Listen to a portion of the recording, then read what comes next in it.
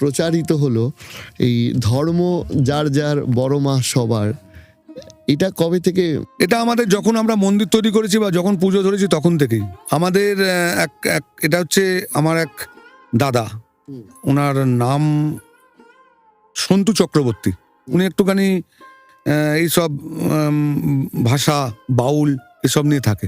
আচ্ছা, ও আমাকে বললো, তুই যখন দায়িত্ব পেয়েছিস ভাইয়া, তুই একটা কাজ কর, তোদের মন্দিরে এমন একটা সিস্টেম কর যেখানে সব ধর্মের লোকেরা আসতে পারবে।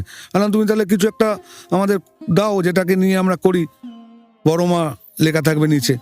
সেরকম ও তখন এটা আমাদের বলেছিল, সব ধর্মের মানুষ আসতে পারে। আমি আপনাকে বলছি না, আগের দিন একটা পোস্ট হয়েছে আমাদের, কোনো একটা মিডিয়া একটা পোস্ট করেছে যে বড় মার হোমের কলা নিয়ে পোস্ট, মিনিটে 4টে পোস্ট হয়েছে।